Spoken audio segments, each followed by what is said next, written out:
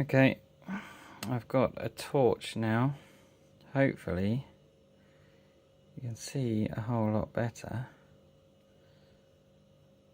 You see those two little comb looking pieces? Look like on the lower brass clip. Two little black combs. They are the wipers for the fader pickup. That's what runs up and down the carbon track. And if I just drop this for a second, so they are here. Let me just, one here and one here, and this prong here I think is the kind of ground or the neutral return, the ground basically. So let me just put the torch back on it and you'll be able to see those little combs. There you go, two combs, and then the other contact I think is the ground. Still a lot of gunk in here, but if you're a little bit worried about going any further, just removing the amount of stuff that I have so far will make a massive difference and probably make the faders work just fine again for a decent amount of time. It's all that fur and crust really that I pulled away, all this lot down here that would have been stopping it working. But if you want to go to the next level, you can follow what I'm going to do. There's more gunk along here. All of this can all be cleaned out with a pair of tweezers without too much trouble. Don't spray anything like fader lube or anything greasy or sticky or whatever in there. You'll just attract more gunk and it won't do any good at all. These faders should be able to run fairly dry, and lubricant is not going to help because the contacts need to run up and down that carbon track, so just don't do it. There's enough lube in there still from the original if you're not going to go as far as I am and clean them totally out. I'll show you what to do to lubricate them if you're cleaning them totally out, but if you're not, stop right there, don't spray any more crap in there, and I'll show you now putting it back together again. Before that though, I'm going to put this down. You might not want to let go of yours at all because you might be afraid, but I'm going to put those down. Remember, keep tension on that even when you pick it up again. I'm just putting that down to show you the carbon track. Again, there is, let me just get this torch back on. Look at all that crust and gunk all over this, which is horrible. So first thing I'm going to do is get a paper towel, get these wires out of the way, paper towel, and just wipe the crust off. Just one, look at that. You won't do the carbon tracks any harm with a paper towel, so don't be afraid. Just don't snap the board, so just be a bit gentle.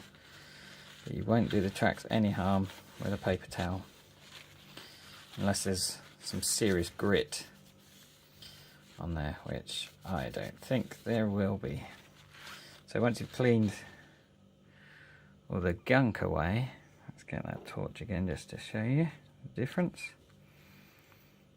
You clean that gunk away, there's a massive difference, and you can probably just put it back together again like that. What I would recommend though is get a cotton bud, Q-tip, whatever you like to call them.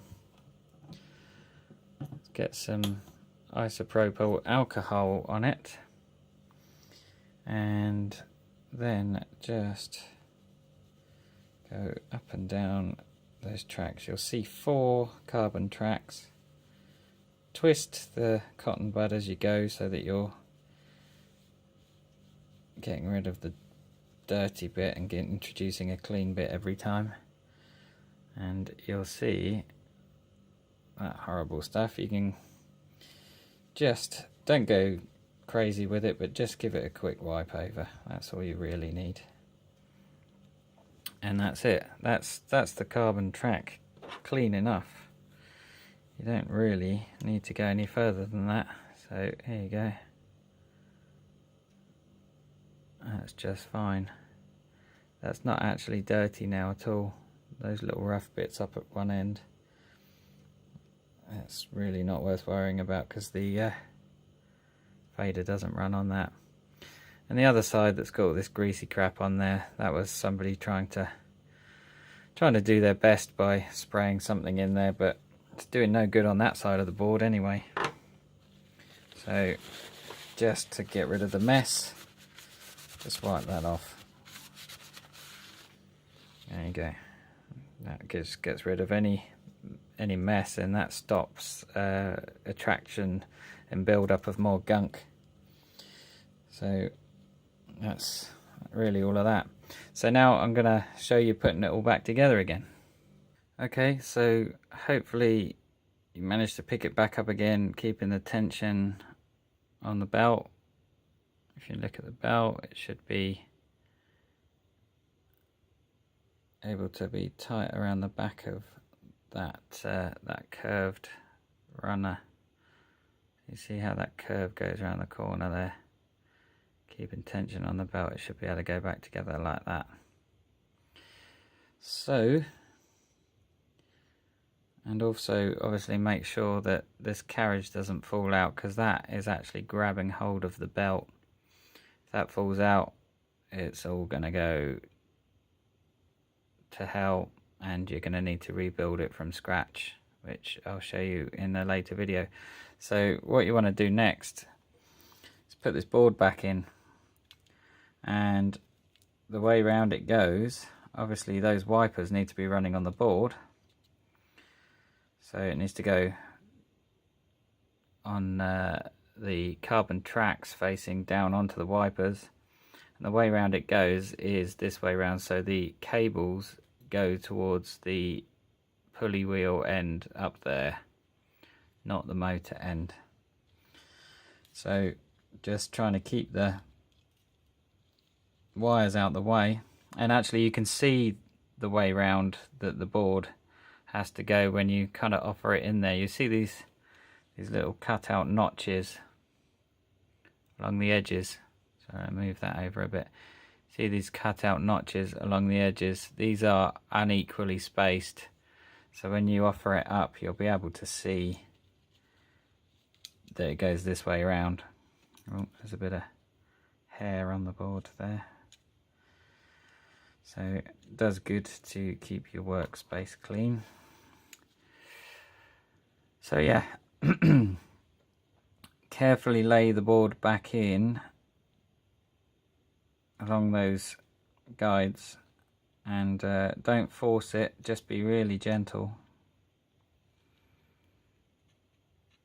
Get them in there, and it will kind of clip down between those. There you go. See now that the board is just down between those clips, all the while making sure you keep the tension on that board, keep the tension on the belt, sorry, around the difference between these two bits of bracket here. Then what you want to do, keeping the tension, just roll it round. You're rolling it around these curved pieces there, and get the metalwork back into the position it came from, and get the prongs sticking back out of the correct holes like that. There you go, we are back together, and you can just make sure that you're back together properly. I have to get my torch again for you to see.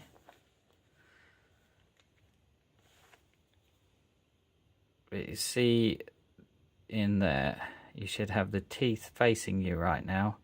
So it's the back of the belt that runs along that rounded curve. So the teeth go round the wheel and then face you. And when you've got it back together that much, you can look in there, and again the teeth on this side, the back of the belt goes around the wheel. The teeth don't go round the wheel. It's the back of the belt round the wheel. Hopefully you can see that okay. Back of the belt around the wheel, and the back of the belt over this curve, and the teeth round this wheel. Okay, when you've got it held together that much, just keep it kind of held together with your fingers, and just roll the fader up and down. Make sure that the wheel turns, because that motor is going to be driving this belt. And make sure it goes freely all the way up to the end and all the way down that end. You can even take a look at this end and make sure that it moves freely all the way. It doesn't feel funny, it doesn't feel too clunky or scratchy or anything. If it does, you might have some problems with the belt or some dirt, some grit there somewhere, so you might need to open it up again, clean it properly again. And obviously on this side, you know, if you see any clumps of dirt still, you know, there's highly likely it's going to be this side. So if you see anything, take it out. So once you've got that back together that much, you can, if you want to, put the fader,